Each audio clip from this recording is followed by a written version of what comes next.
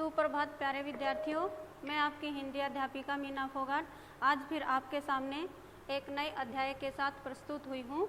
आज हम करने वाले हैं वर्तनी एवं वाक्य रचना संबंधी अशुद्धियाँ।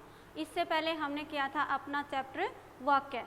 आज हम करने वाले हैं वर्तनी। वर्तनी क्या होता है? यानी कि भाषा की शुद्धता हमारे उच्चारण पर निर्भर करती है, यानी कि हम कैसा बोलते हैं, किस प्रकार बोलते हैं, जैसा हम बोलते हैं वैसा ही हम लिखते हैं। तो उच्चारण के ऊपर हमारा क्या निर्भर करता है? हमारी वर्तनी निर्भर करती है। ठीक है, जैसा हम उच्चारण करेंगे वैसा ही हम बोलेंगे। और यह हिंदी भाषा की विशेषता है, यानी कि हिंदी भाषा जैसी बोली जाती है वैसे ही लिखी जाती है। बोलने से अधिक लिखित भाषा में हम अशुद्धियाँ करते हैं, हम गलतियाँ करते हैं। यहाँ पर कुछ अशुद्धियाँ दी गई हैं, जैसे मैंने लिखा है यहाँ पर बाजार। हम क्या बोलते हैं? बाजार, तो हम क्या लिख देते हैं? बाजार ही लिख देते हैं, लेकिन सही क्या होगा हमारा? बाजार। बीमारी, हम क्या बोलते हैं? बीमारी बोलते हैं, बीमारी नहीं बोलते। इस कारण से हम क्या लिख देते हैं? बीमारी लिख देते हैं। श्रीमती, ये क्या है? गलत है हमारा। क्या आएगा? श्रीमती। बहुत, लेकिन होता क्या है ये हमारा शब्द? बहुत। तो बेटा जैसा हम बोलते हैं वैसा ही हम क्या करते हैं? लिखते हैं। जैसा बोलेंगे वैसा लिखेंगे, क्योंकि हिंदी हमारी एक ऐसी भाषा है जिसके अंतर्गत हम जैसा इसके अंदर बोलते हैं वैसा ही इसमें उच्चारण किया जाता है। ठीक है, इसके आगे जैसे मैंने लिखा रुपया। क्या लिखा है? रुपया। क्या होता है ये? रुपया। क्योंकि ऊ और ऊ की मात्रा में हम क्या कर देते हैं? गलती कर देते हैं। जैसे छोटे ऊ की मात्रा है इस तरह से लगती है और बड़े की इस तरह से लगती है, लेकिन जब हम इस तरह से लगाते हैं, यदि हमें छोटे ऊ की लगानी होती है तो हम ऐसे लगाते हैं, और यदि हमें बड़े ऊ की लगानी हो तो थोड़ा सा डैश करके और फिर इस तरह से हम लगाते हैं। ये क्या है हमारा? त्योहार, लेकिन होता क्या है ये? शुद्ध त्योहार। उससे अगला है बूढ़ा। क्या आएगा? बूढ़ा, क्योंकि इसके नीचे क्या लगा हुआ है? नुक्ता लगा हुआ है। ये भी ढ है हमारा और ये भी क्या है? ढ, लेकिन इसके नीचे क्या लगाया है हमने? नुक्ता लगाया है। ये हमारा क्या कहलाता है? नुक्ता, जिसको हम क्या बोलते हैं? बिंदी भी बोल देते हैं, बिंदु भी बोल देते हैं। आगे है बढ़ाई। क्या दे रखा है यहाँ पर? बढ़ाई, लेकिन ये है क्या? बढ़ाई। क्या है ये हमारा? बढ़ाई। वर्त, वर्त बोलते हैं हम, इसलिए हम क्या लिख देते हैं? वर्त ही लिख देते हैं, लेकिन शुद्ध क्या होता है इसका? वर्त। रामायण, क्या बोलते हैं हम? रामायण। क्या होता है इसका वास्तविक? रामायण, यानी कि शुद्ध शब्द क्या होगा? रामायण। उसके आगे है फिर हमारा, ये थे हमारे कुछ शब्द, यानी कि ये केवल हमने क्या किए हैं? शब्दों की शुद्धियाँ जो थी वो अशुद्धियाँ वो गलत थी, जो हमने ठीक की है। लेकिन इसके साथ साथ हम वाक्य रचना में भी क्या करते हैं बेटा? अशुद्धियाँ करते हैं, बहुत सारी गलतियाँ करते हैं। शब्दों में भी करते हैं और वाक्य में भी करते हैं। वाक्य में अशुद्धियाँ हम किस प्रकार से करते हैं? यानी कि वाक्य शुद्धता के लिए हमें क्या करना होता है? वाक्यों की शुद्ध रचना के लिए हमें पद, कर्म एवं अन्विति, यानी कि ये दो शब्द दिए हैं आपके, पद, कर्म एवं अन्विति, इनकी जानकारी हमें होनी चाहिए। पद कर्म क्या होता है? पद कर्म होता है बेटा, पद कर्म का अर्थ होता है पदों का कर्म। अब हमें पता होना चाहिए कि भाई पद क्या होते हैं। पद क्या होते हैं बेटा? जब हम शब्दों को व्याकरणिक इकाई के अनुसार वाक्य में प्रयोग करते हैं तो वो शब्द क्या बन जाते हैं? हमारे पद बन जाते हैं। जैसे मैं लिखती हूँ राम खाना खाता है। अब देखो ये मैंने अलग अलग लिखे हैं, राम अलग लिखा है, खाना अलग लिखा है, खाता अलग है अलग। तो ये क्या है हमारे? ये हमारे शब्द हैं, क्योंकि ये क्या है? अलग अलग हैं, क्योंकि इनको क्रम में नहीं रखा गया है, क्रमबद्ध तरीके से नहीं रखा गया है, और ना ही इनके अंदर क्या है? अन्विति है। अन्विति यानी कि मेल, इनके अंदर मेल भी नहीं है, यानी कि व्याकरणिक इकाई के अनुसार जितना इनके अंदर गैप होना चाहिए, अंतर होना चाहिए, वो भी नहीं है। क्या है? इसमें ज़्यादा है। यदि मैं इसी वाक्य को ऐसे लिख देती हूँ,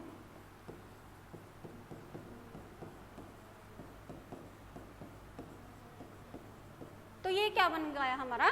वाक्य। ये क्या बन गया हमारा वाक्य। पहले ये क्या थे, ये सारे शब्द थे, ये अलग अलग जब हमने लिखे तो ये क्या थे, हमारे शब्द थे। लेकिन जब व्याकरणिक इकाई के अनुसार जब हम इन शब्दों को एक वाक्य के अंदर लिख देते हैं क्रमबद्ध तरीके से, तो वो क्या बन जाते हैं, हमारे पद बन जाते हैं। तो पद क्रम का अर्थ क्या होगा, वाक्य में कर्ता, कर्म और क्रिया की स्थिति, यानी कि वाक्य में कर्ता की, कर्म की और क्रिया की क्या स्थिति होती है, क्या जगह होती है, वो क्या कहलाता है, हमारा पद क्रम कहलाता है। प्रत्येक भाषा में पद क्रम अलग अलग होता है। जैसे इंग्लिश में हम करते हैं, क्या करते हैं, subject plus verb plus object, यानी कि सबसे पहले सब्जेक्ट क्या होता है, कर्ता, और फिर वर्ब क्या होती है, क्रिया, और फिर ऑब्जेक्ट क्या होता है, हमारा कर्म। लेकिन हिंदी में हम कैसे करते हैं, हिंदी में हमारा होता है पहले कर्ता, फिर कर्म, और फिर क्या आती है, हमारी क्रिया। कर्ता, कर्म और क्रिया, यानी कि सभी भाषाओं के अपने अपने पद कर्म होते हैं, यानी कि सभी भाषाओं में अलग अलग पदों में अलग अलग कर्म में पद लिखे जाते हैं। जैसे हमारी हिंदी में क्या आता है, पहले आता है कर्ता, फिर आता है कर्म और फिर क्रिया। ये था हमारा पद कर्म। अब आता है अन्विति। अन्विति का अर्थ क्या होता है, अन्विति का अर्थ होता है मेल, यानी कि आपस में एक रूपता होना। जैसे हमने थोड़ी सी देर पहले ही एक वाक्य किया था, जैसे हमने ये शब्द लिखे थे अलग अलग, तो ये क्या थे, शब्द थे, लेकिन इनके अंदर एक मेल जो होना चाहिए व्याकरणिक इकाई के अनुसार वो नहीं था। लेकिन जैसे ही हमने ऊपर लिखा तो ये क्या बन गया, एक हमारा वाक्य बन गया। ये हमारी क्या कहलाती है, अन्विति। अन्विति मतलब वाक्य में लिंग वचन पुरुष के स्तर पर अन्विति का अर्थ होता है परस्पर या एक रूपता या मेल, जो हमने अभी किया है। तो फिर इसके आगे हम करते हैं कि भाई वाक्य में हम किस प्रकार की अशुद्धियाँ करते हैं, किस किस प्रकार की गलतियाँ करते हैं, उनको हम किस प्रकार से ठीक कर सकते हैं। सबसे पहले आती है हमारी लिंग संबंधी अशुद्धियाँ, यानी कि लिंग क्या होता है, हमें पता होना चाहिए कि भी लिंग क्या होता है, यानी कि जो हमें पुरुष और स्त्री जाति के बारे में बताता है वो क्या कहलाता है, हमारा लिंग कहलाता है। और लिंग के कारण हम क्या कर देते हैं, उसमें अशुद्धियाँ कर देते हैं वाक्य में। जैसे हमने यहाँ पर एक वाक्य लिखा है, विभा ने पत्र लिखी। किसने लिखा है भाई, विभा ने। क्या लिखा है, पत्र, लेकिन हमने यहाँ पर क्या लिख रखा है, लिखी। तो ये क्या हो गया, हमारा वाक्य अशुद्ध हो गया। क्या आएगा इसका सही, विभा ने पत्र। अब पत्र क्या है, देखो हमें विभा का तो पता है एक लड़की है, लेकिन क्रिया किसके अकॉर्डिंग आई है, पत्र के अकॉर्डिंग आई है, पत्र के अनुसार आई है। और हमें पता है कि पत्र क्या है, पत्र क्या होता है, लिंग में पुल्लिंग। तो यहाँ पर क्या आ जाएगा, विभा ने पत्र लिखा, ना कि लिखी। ये कर्ता के अकॉर्डिंग कर रखी है क्रिया, यहाँ पर कर्ता के अकॉर्डिंग विभा ने लिखी। अब हम अगर पत्र नहीं होता तो लिखी चल जाता, क्योंकि हमें नहीं पता है कि उसने क्या लिखा है या क्या लिखी है। लेकिन यहाँ पर दे रखा है पत्र, तो पत्र क्या है, हमारा पुल्लिंग है। इस कारण से क्रिया भी क्या आनी चाहिए, पुल्लिंग के अकॉर्डिंग ही आनी चाहिए। तो ये हमारा क्या था, लिंग संबंधी अशुद्धि। जैसे सूरज पूर्व से निकलती है। सूरज यानी कि जो हमारा सूर्य है वो कहाँ से निकलता है, पूर्व से निकलता है। तो सूरज क्या है, हमारी कौन सा लिंग है, पुल्लिंग है। और यहाँ पर क्या दे रखा है, क्रिया स्त्रीलिंग दे रखी है। इस कारण से ये क्या हो जाएगा, हमारा वाक्य गलत हो जाएगा, अशुद्ध हो जाएगा। सही क्या होगा, सूरज पूर्व से निकलता है।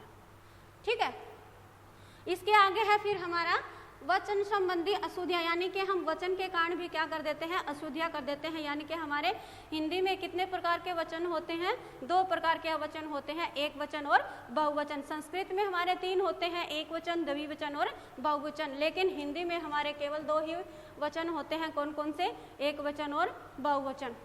जैसे हमने नीचे वाक्य लिखा है, उसके 2 चाचे हैं, लेकिन ये क्या है, हमारा गलत है। क्यों, क्योंकि उसके 2 चाचे नहीं आएगा। क्या आ जाएगा इसका, हमारा उसके 2 चाचा हैं।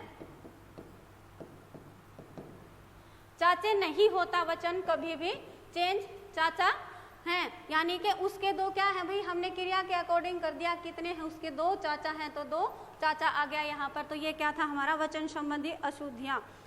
उसका प्राण सूख गया। जैसे मैंने एक और वाक्य लिखा अभी यहाँ पर, उसका प्राण सूख गया। मैंने आपको जब वचन करवाए तब बताए थे कि भाई कुछ शब्द बहुवचन में हमेशा ही प्रयोग किए जाते हैं। उनमें से था हमारा आशु था, प्राण था, और उनमें यहाँ पर प्राण दे रखा है तो उसका प्राण सूख गया। यानी कि यहाँ पर एक वचन बनाया गया है प्राण को, लेकिन हमेशा प्राण किस में आता है? बहुवचन में आता है। इस कारण से यहाँ पर वचन संबंधी अशुद्धि जो है उसको हम कैसे ठीक कर सकते हैं? उसके प्राण सूख गए। ठीक है, इसके आगे है फिर हमारा संज्ञा संबंधी अशुद्धियां। संज्ञा क्या होती है? यानी कि संज्ञा शब्द का क्या अर्थ बताया था मैंने आप लोगों को जब संज्ञा करवाई तब बताया था कि भाई संज्ञा शब्द का अर्थ होता है नाम। यानी कि कोई भी नाम क्या कहलाता है? हमारा संज्ञा कहलाता है। चाहे वो किसी व्यक्ति का हो, वस्तु का हो, स्थान का हो, भाव का हो, उससे संबंधित जो भी हमारी अशुद्धियां होती हैं वो देखते हैं। यहाँ पर हमने लिखा है कि भाई वह पढ़ने में कमजोर है। कौन है भाई? वह पढ़ने में कमजोर नहीं है, बल्कि यहाँ पर क्या आना चाहिए था? वह पढ़ाई में कमजोर है,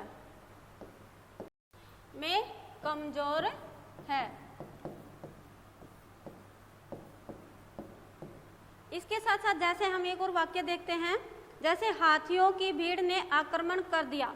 किसने भाई? हाथियों की भीड़ ने आक्रमण कर दिया।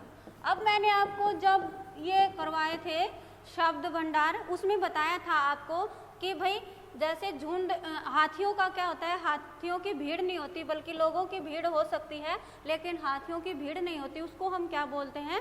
झुंड बोलते हैं। तो यहाँ पर क्या थी? ये हमारी गलती थी कि भाई यहाँ पर क्या आ जाएगा? हाथियों का झुंड। तो ये क्या था? हमारा संज्ञा संबंधी अशुद्धि। ठीक है, जिसको हम इस प्रकार से ठीक कर सकते हैं। जैसे एक और वाक्य हम देख लेते हैं, जैसे फूलों की सौंदर्यता मन को मोहती है। फूलों की सौंदर्यता, सौंदर्यता यानी कि सुंदरता, सौंदर्यता नहीं आएगा बल्कि क्या आ जाएगा? सौंदर्यता क्या बन गया? हमारा भाववाचक संज्ञा बन गया। लेकिन फूलों की क्या आएगा यहाँ पर? सुंदरता। क्या आ जाएगा? सुंदरता मन को क्या करती है? मोहती है, यानी कि मन को अच्छी लगती है। उसके आगे है फिर हमारा सर्वनाम संबंधी अशुद्धियां। ठीक है, फिर क्या थी हमारी? सर्वनाम संबंधी अशुद्धियां। इसमें क्या था हमारा? सर्वनाम संबंधी अशुद्धि में आता है हमारा कि भाई तेरे को कितनी बार कहा है। क्या बताया है सर्वनाम संबंधी अशुद्धियों में? कि भाई तेरे को कितनी बार बताया है।